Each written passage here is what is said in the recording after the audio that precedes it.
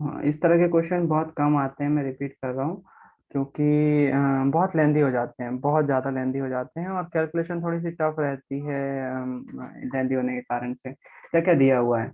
ये पहली बात तो इसमें जो फॉर्मूला यूज होगा, प्रतिरोधकता का फॉर्मूला यूज होगा। किसी तांबे के तार का व्यास, व्यास मतलब तांबे का तार अगर ऐसा दिखाई दे रहा है आपको, ऐसा बेलनाकार दिखाई दे रहा है, तो उसका व्यास दिया हुआ है, यहाँ से लेकर यहाँ तक की थिकनेस दी हुई है, कितना मोटा है वो।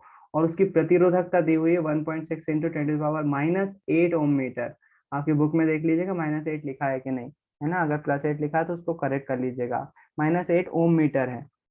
10 ओम प्रतिरोध का प्रतिरोधक बनाने के लिए कितने लंबे तार की आवश्यकता होगी? यदि इससे दुगने व्यास का तार लें तो प्रतिरोध में क्या अंतर आएगा? पूरा के पूरा क्वेश्चन जो है वो प्रतिरोधकता के फॉर्मूले पे डिपेंड करता है कि हम कैसे। मेरा बिल्कुल भी मन नहीं होता, हमेशा ये होता है इस वाले क्वेश्चन में, पर ये वाला क्वेश्चन पढ़ाने का मन ही नहीं होता, क्योंकि जो है वो थोड़ा सा लेंथी क्वेश्चन है, बहुत अटपटा क्वेश्चन है। ये वाला फॉर्मूला हमने पढ़ा था प्रतिरोध का, एक रो जाता है यहाँ पर, रो L/A। शायद आप लोग को याद होगा, जब हमने प्रतिरोधकता पढ़ी थी तो ये वाला फॉर्मूला यूज किया हुआ था। इसके फॉर्मूला से हमको बोल रहे हैं, अगर हमको आपका तांबे के तार का व्यास दिया हुआ है, कितना व्यास है उसका, और उसकी प्रतिरोधकता दी हुई है, इसकी प्रतिरोधकता दी हुई है, बोल रहे हैं 10 ओम का प्रतिरोध का तार बनाने के लिए कितने लंबे तार की आवश्यकता होगी, लेंथ पूछ रहे हैं कितनी होगी, है ना? और वो पूछ रहे हैं, रो का मान हमको दिया हुआ है ये, रेजिस्टेंस जो है वो दिया हुआ है 10 ओम, लेंथ पूछ रहे हैं, एरिया हमको फाइंड करना पड़ेगा।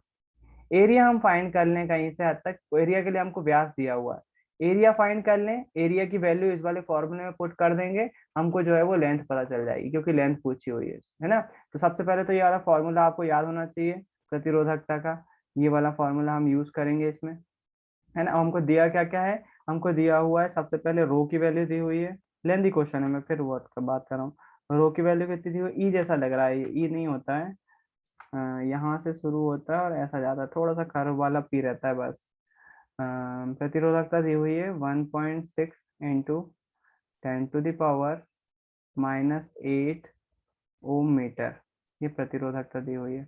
इसके बाद हमको दिया हुआ है प्रतिरोध, प्रतिरोध दिया हुआ है 10 ओम, 10 ओम, है ना? उसके बाद हमको जो है वो लेंथ की, एल की वैल्यू फाइंड करना है, ए निकालना है।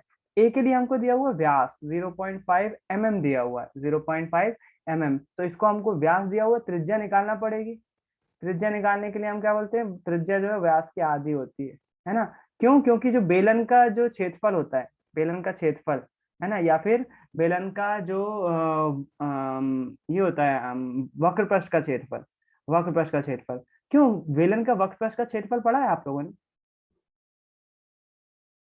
बेलन का वक्र पृष्ठ का क्षेत्रफल,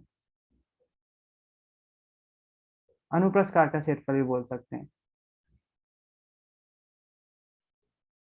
क्षेत्रफल किसको बोलते हैं पता है? एरिया। एरिया को। इस एरिया की बात कर रहा हूं मैं, इसका ये बेलन है कोई, आपको ये वाला एरिया पता करना है। किसी तार को अगर काटोगे आप इस तरह से और ये वाला एरिया देखने चाहोगे, ये तो साइड व्यू हो गया, अगर आप उसको सामने से देखोगे ना तो वो ऐसा दिखेगा, गोल, है ना? गोल दिखेगा कि नहीं? और हमसे पूछा हुआ इसका क्षेत्रफल बताने का बोल रहे हैं आपसे, इसका क्षेत्रफल, इसका क्षेत्रफल कैसे बताओगे? ये क्या है? एक तरह से एक सर्कल है, एक सर्कल है मतलब वृत्त है, और वृत्त का क्षेत्रफल क्या होता है? वृत्त का टू क्षेत्रफल क्या पाई होता है?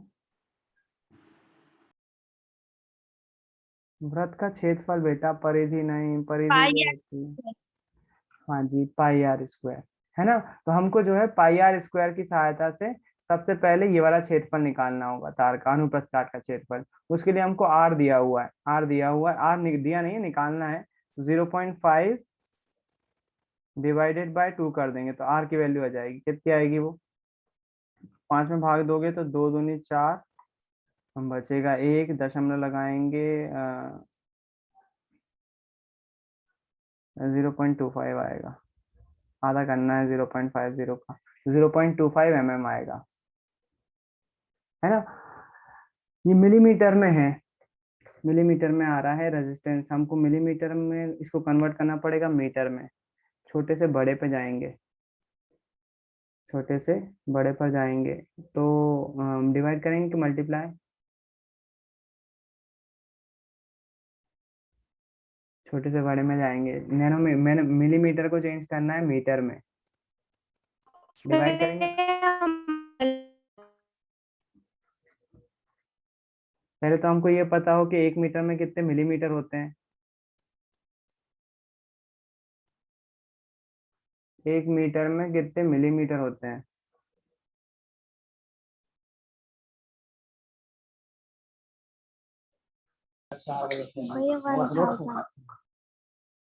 और कोई?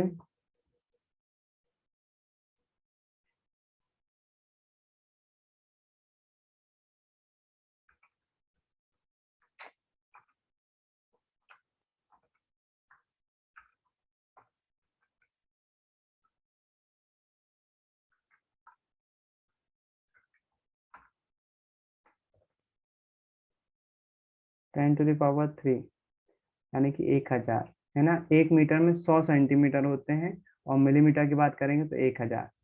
हमको क्या करना है, डिवाइड जो है वो मिलीमीटर को चेंज करना है मीटर में, छोटे से बड़े पे जा रहे हैं। क्या करेंगे, 1000 से डिवाइड करना पड़ेगा बेटा, 1000 से डिवाइड करना पड़ेगा, तो ये कन्वर्ट हो जाएगा मीटर में, है ना।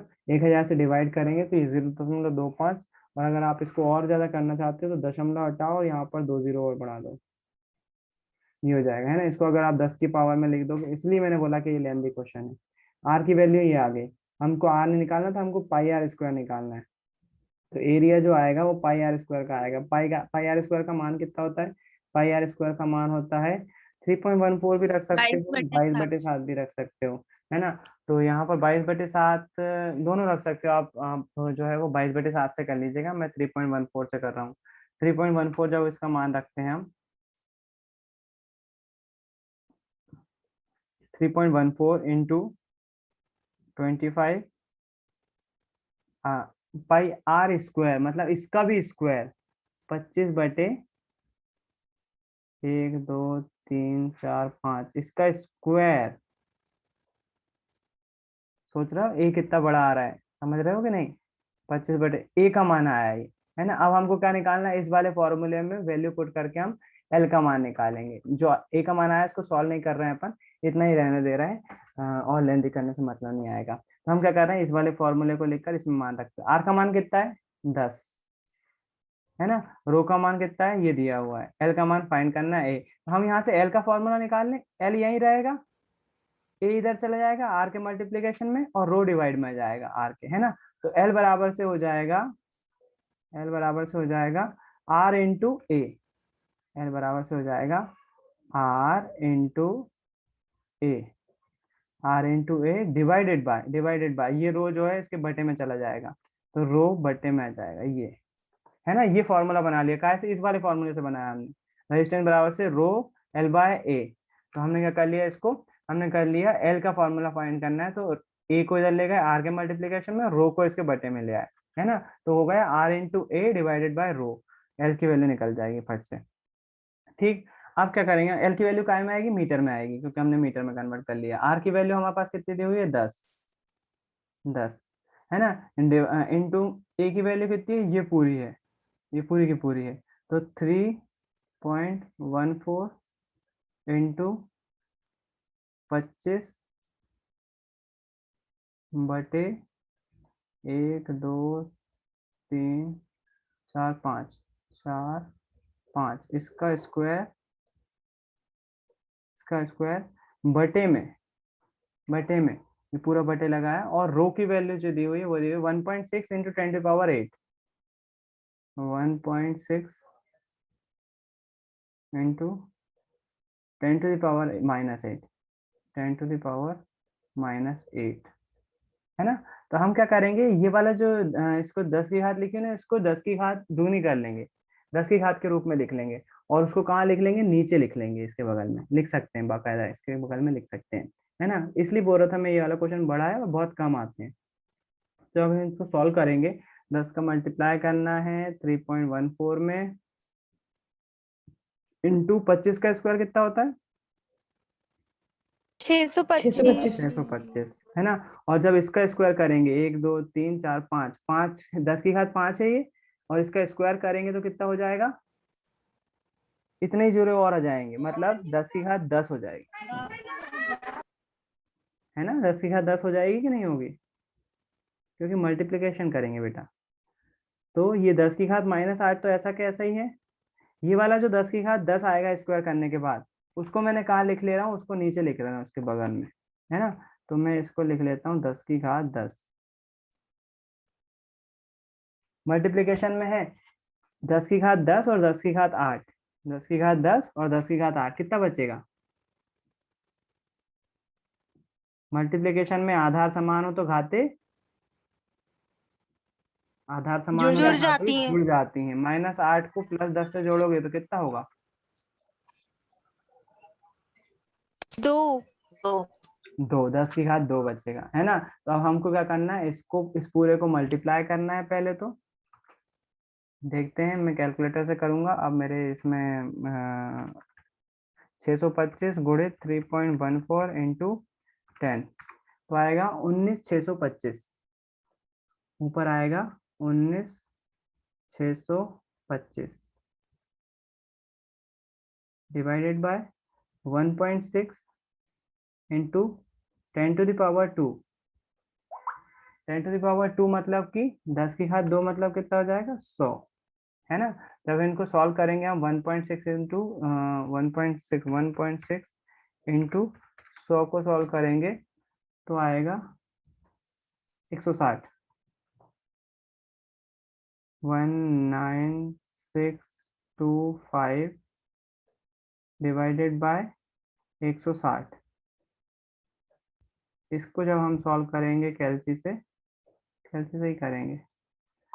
मैं स्क्रीन पर ले आता हूँ, इसको शेयर कर देता हूँ आपके साथ। स्क्रीन पर कैलसी दिख रहा होगा, 19625 डिवाइडेड बाय 160, तो आता है 122.65625। 122 122.65 65625। 122.65625 ये आता है।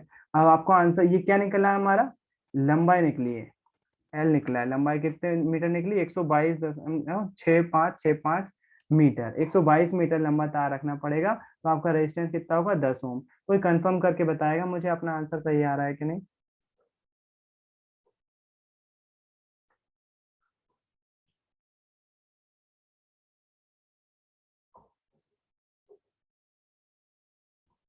122 मीटर सही आ रहा है कि नहीं आ रहा। आप लोग होंगे यहाँ पर, अगर होंगे तो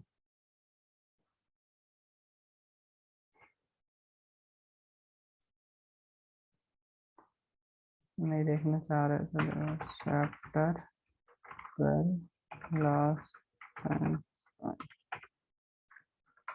शांत हो मतलब गलत आ रहा है क्या। गलत आ रहा हो तो बोल दिया करो, कोई दिक्कत वाली बात नहीं है उसमें।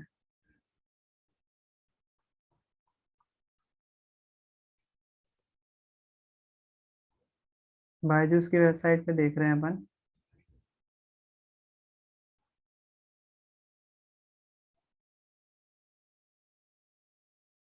122.72।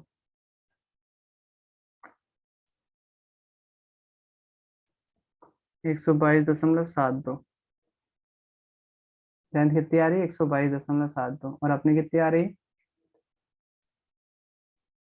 122.56। 122.6। बिल्कुल सही है बेटा, कोई गलत नहीं है इसमें, एग्जैक्ट आंसर है आपका, है ना। तो ये लेंथी क्वेश्चन इसलिए नहीं आता है, बस आपको आना क्या चाहिए, आपको सॉल्व करते आना चाहिए, पहचानना आना चाहिए कि हमको दिया क्या क्या है, हमको यहाँ पर दिया क्या क्या है उसमें, और हमको कौन सा फॉर्मूला यूज करना है। तो हमें यहाँ पर जो इस फॉर्मूले का यूज करना है, इसमें से लेंथ निकालनी है हमको। लेंथ निकालनी है तो हमको आर दिया हुआ है 10 ओम, रो की वैल्यू दी हुई है 1.6 × 10⁻⁸, और ए निकालना पड़ेगा कैसे, क्योंकि इसमें व्यास दिया हुआ है। व्यास दिया हुआ है तो इसको पहले त्रिज्या बनाना पड़ेगा। त्रिज्या बनाने के बाद उसको πr² का फॉर्मूला लगाना पड़ेगा। πr² का फॉर्मूला लगा के इसका पहले एरिया निकालेंगे। जो एरिया आएगा वो होगा तार का अनुप्रस्थ काट का क्षेत्रफल।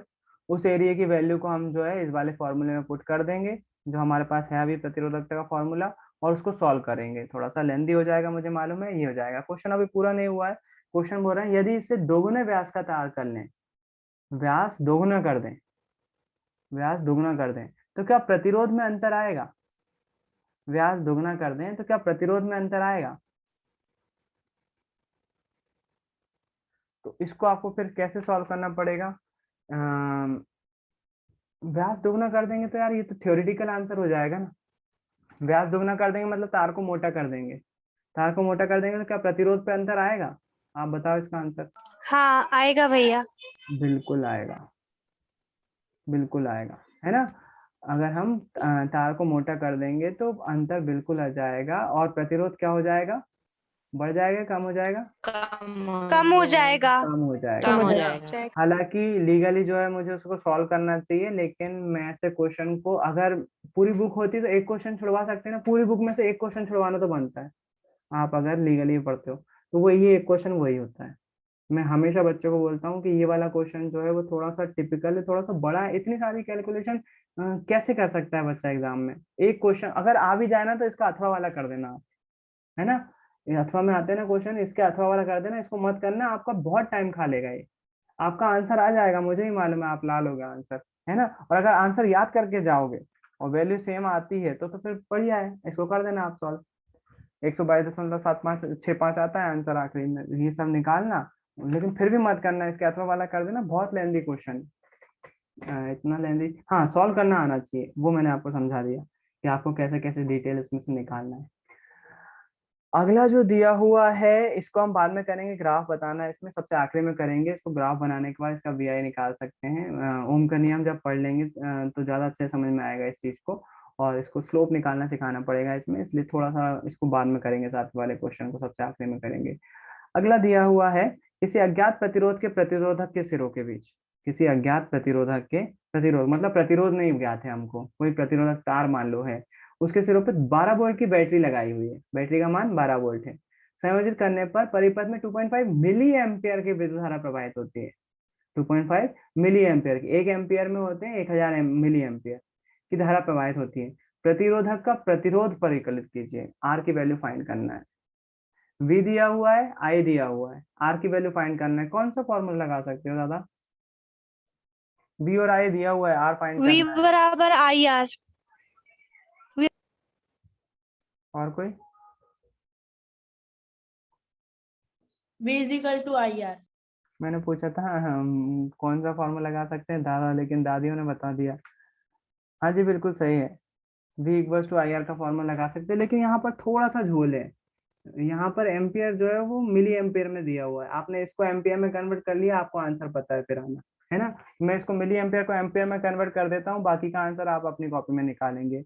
वी इक्वल्स टू है हमारे पास 12 वोल्ट, है ना।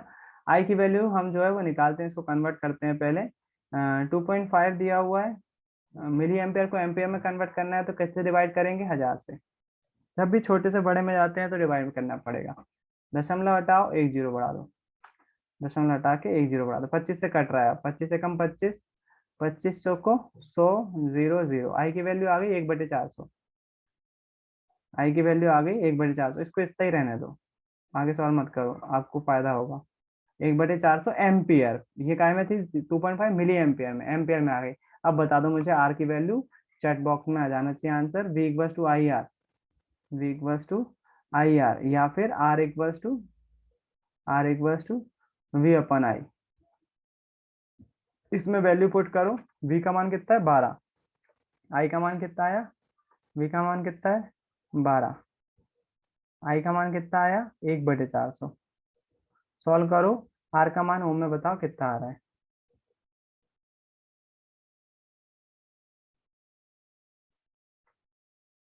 कॉपी रखे हुए होगा आई होप आप लोग।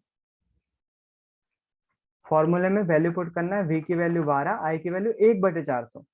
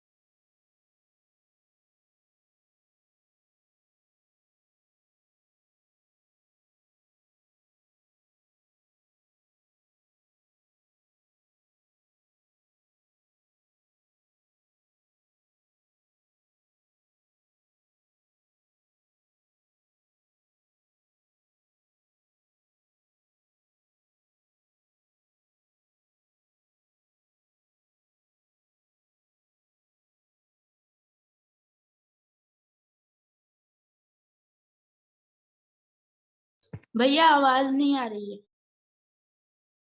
ओ अंशिका, सब एवरीवन में लिख दिया आपने बेटा, इसके कारण से मेरे को ही सॉल्व करना पड़ रहा है। 12/1/400 करेंगे तो मेरी गलती है, मुझे होस्ट में करना चाहिए था उसको, कोई दिक्कत नहीं है। इसको अपन जब बटे के बटे में संख्या पलटना नहीं आती ना तो 12/1 कर लिया करो, और मल्टीप्लाई में इसको ऊपर लिख दिया करो 400/1। मुझे नहीं पता आपने कैसे सॉल्व किया। जब मल्टीप्लाई करोगे इसका तो आर की वैल्यू आएगी 12 चौको 12 चौको 48 भैया।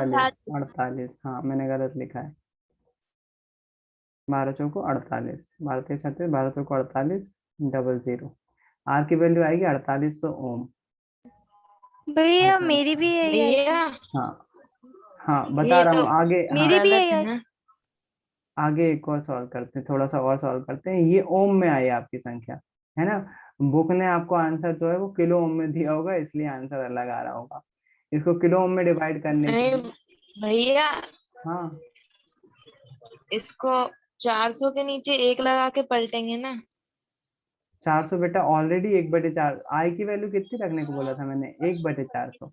आई की वैल्यू कितनी आई? 1/400। आई का मान हमने क्या रखा? 1/400। भैया गड़बड़ हो रहा है। बेसिक मैथ्स में थोड़ी सी दिक्कत हो रही है ऋषि, इसको जाने मत नहीं दो। भैया, ऐसे ही तो होता है। 12 ऐसा लिखा, 400 के नीचे 1 लगाते हैं फिर पलटेंगे, जब तो ऊपर चला जाएगा। आप मुझे ड्रॉ करके बता सकते हो क्या सर, क्या क्या क्या बोलना चाह रहे हो? स्क्रीन यही रखता हूँ मैं।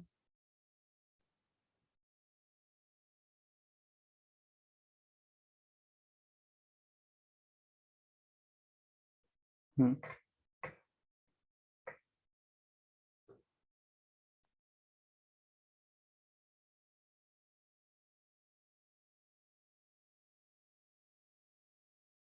हम्म।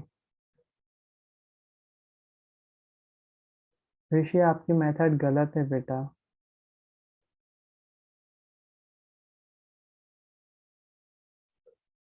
आपकी मेथड गलत है बेटा, इस चीज को समझो, मैं एक्सप्लेन कर देता हूँ। इसको थोड़ा सा तरीके से बता देता हूँ। इस साइड बता दो। R = V/I आया था। V का मान जो रखना है वो रखना है 12, इसमें कोई दिक्कत नहीं है हमें। I का मान जो रखना है वो रखना है 1/400। 1/400। अब यहाँ 1/400 रखना है, 12 के नीचे कुछ नहीं लगा हुआ है। V के मान में 12 के नीचे कुछ नहीं लगा हुआ है। कुछ नहीं लगा हुआ है तो मैं क्या कर सकता हूँ, उसको 12/1 कर सकता हूँ। 12/1 कर सकता हूँ, कर दिया। ठीक, बटा बड़ा बड़ा वाला बटे लगाया। आई का मान कितना है? 1/400, तो मुझे इसको 1/400 ही लिखना है। 1/400 ही लिखना है। और आप क्या करेंगे, हम इसको जो नीचे वाली संख्या लिखी हुई है ना, उसको पलट कर ऊपर लिख देंगे इसके साथ मल्टीप्लीकेशन में। मतलब 12/1 मल्टीप्लाई बाय 400, पहले नीचे था ना, अब ऊपर जाएगा, मतलब 400/1, है ना। आपका आंसर आएगा 12×4=4800 ओम। 4800 ओम आंसर बिल्कुल एग्जैक्टली बिल्कुल सही है बेटा, आंसर बिल्कुल सही है। बस बुक ने क्या करा है, इसको किलो ओम में दे दिया है ना। किलो ओम को आपको दिखाने के लिए 1000 से डिवाइड करना पड़ेगा। 1000 से डिवाइड करोगे तो इसको या करके आप आंसर लिख सकते हो। ये बिल्कुल सही आंसर है 4800 ओम। या करके आप आंसर लिख सकते हो 4.8 के ओम, किलो ओम, है ना। किलो ओम में क्यों आंसर दे दिया है? क्योंकि आई का मान जो है वो मिली एम्पेयर में दिया हुआ था, इसलिए इन्होंने दोनों ही आंसर सही है, 4800 ओम या 4.8 किलो ओम।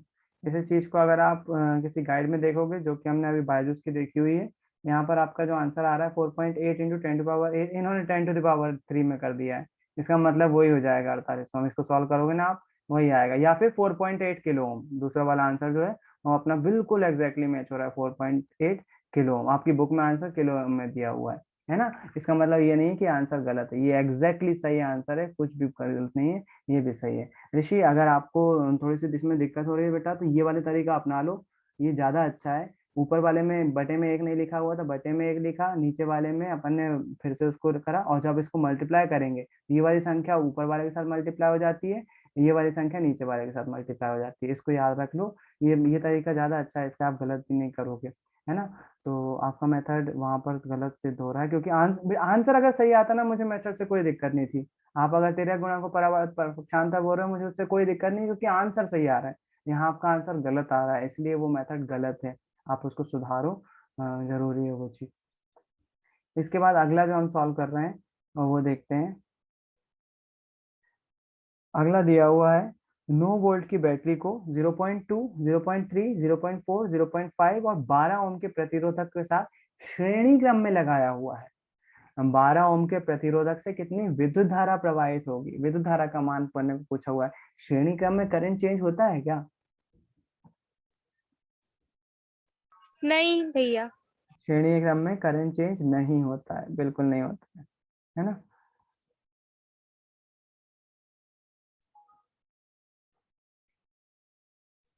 तो करंट का मान सभी के लिए चेंज होगा। मैं क्वेश्चन ले आता हूँ पहले स्क्रीन पर। क्वेश्चन आ गया है ये। क्वेश्चन बोला हुआ है इतने सारे प्रतिरोध सब श्रेणी क्रम में लगे हुए हैं, कितने वोल्ट की बैटरी के साथ? 9 वोल्ट की बैटरी के साथ। तो पहले तो डायग्राम बना लें। एक प्रतिरोध, दूसरा प्रतिरोध, तीसरा प्रतिरोध, चौथा प्रतिरोध, पांचवा प्रतिरोध। ये 5 प्रतिरोध श्रेणी क्रम में लगे हुए हैं 9 वोल्ट की बैटरी के साथ। बैटरी बना लेते हैं। कितने भी डंडे लगा सकते हो आप अपनी मर्जी से, 4 ज्यादातर नॉर्मली लगाए जाते हैं। 9 वोल्ट की बैटरी, इस साइड प्लस इस साइड माइनस, करंट बह रहा होगा आई। यहाँ रेजिस्टेंस की वैल्यू लिखते हैं 0.2 एम, 0.2 ओम। ओम नहीं लिखो तो चल जाएगा मेरे ख्याल से आपको, क्योंकि यहाँ थोड़ी सी जगह कम हो रही है, आप कॉपी में लिखना ध्यान रखिएगा। 0.3, 0.4, 0.5 और 12 प्रतिरोधक के साथ श्रेणी क्रम में संयोजित किया हुआ है। आपसे केवल केवल ये पूछा हुआ है 12 ओम प्रतिरोधक से कितनी विद्युत धारा प्रवाहित होगी। आपको केवल ये बताना है कि यहाँ से जो विद्युत धारा निकल रही होगी उसका मान कितना होगा। आई का मान फाइंड करना है। आई का मान फाइंड करने के लिए आपके पास फॉर्मूला क्या है? I equals to V upon R. Ohm का नियम भी बोलता है V equals to I R, है ना, यही है ना, I equals to V upon R. V दिया हुआ है आपको 9 वोल्ट। श्रेणी क्रम में आर का मान कितना होगा बेटा? श्रेणी क्रम में आर का मान कैसे निकालेंगे?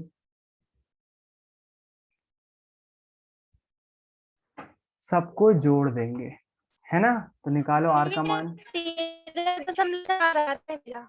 हाँ, आर का मान निकालो और आर का मान यहाँ पर पुट करो। आर का मान पुट करो। आई का मान आप लोग जो है वो चैट में लिख सकते हो, मुझे आंसर दीजिए चैट में। आंसर आपका कितना?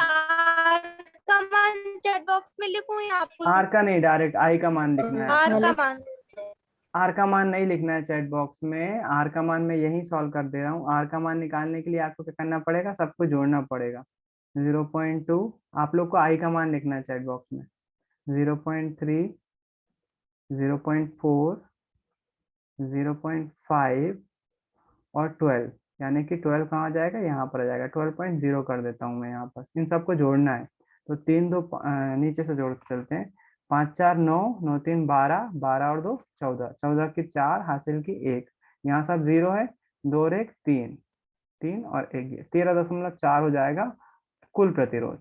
कुल प्रतिरोध आ गया 13.4। ये 13.4 यहाँ पुट करना है आपको, और आई का मान बताना है कितना है। चैट बॉक्स में कैलकुलेटर का यूज करके बता सकते हो आप, एम्पियर में आएगा।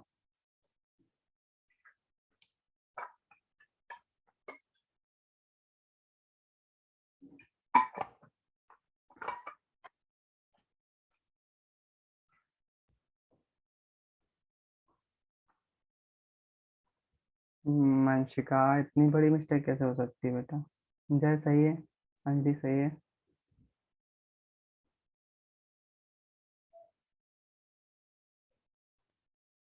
अच्छा, पहले ओम लिख दिया था फिर क्या? ठीक है, हो जाता है। अंशिका, सिंपल सी बात है बेटा। 9 में आप 13 का भाग दे रहे हो, 9 में 13 का भाग दे रहे हो। कुछ सोचो, छोटी संख्या में बड़ी संख्या का भाग दे रहे हो, इतना बड़ा आंसर कैसे आ सकता है? खुद दे दो भाग। भाग नहीं जा रहा इसलिए 0 लगाएंगे, दशमलव बढ़ाएंगे, ये 90 हो जाएगा। 13 मैंने पंजे v बराबर आई आर, सॉरी भैया सॉरी, गलती हो। 90 हो जाएगा ये दशमलव लगाने के बाद। 13 पंजे 65, 13 छंग, मेरे को पढ़ा नहीं आता, बताओ। 13 छंग 78। 78, 13 सत्ते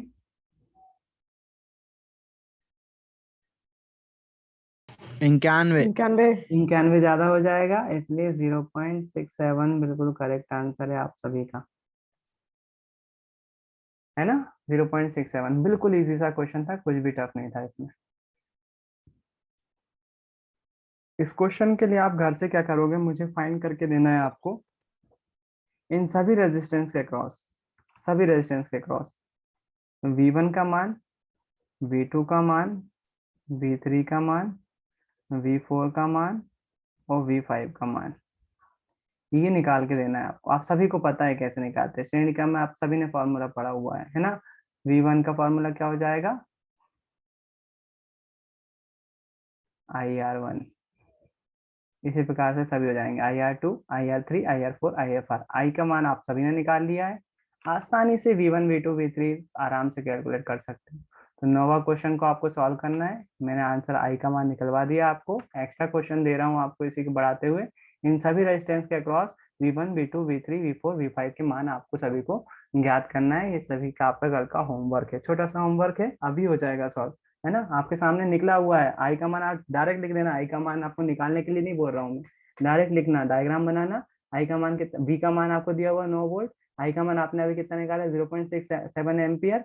आपको क्या निकालना है, V1, V2, V3, V4, V5। Diagram जरूर बनाना पड़ेगा एक बार, और कैलकुलेटर से। कोई जरूरत नहीं है आपको ज्यादा मेहनत करने की, 5 मिनट का सवाल है, 5 मिनट में आप जो है इसका आंसर लिख लेना है उस पे पेज पे, और कल भेजना पड़ेगा आपको, है ना।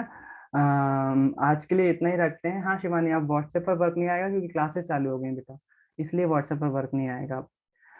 आई होप आप लोगों ने कुछ नया सीखा होगा। आज के लिए इतना ही रखते हैं, होमवर्क आपको दे दिया गया है, कल फिर मिलेंगे। बाय, गुड नाइट, जय गुरुदेव सभी को। जय गुरुदेव भैया। जय गुरुदेव भैया।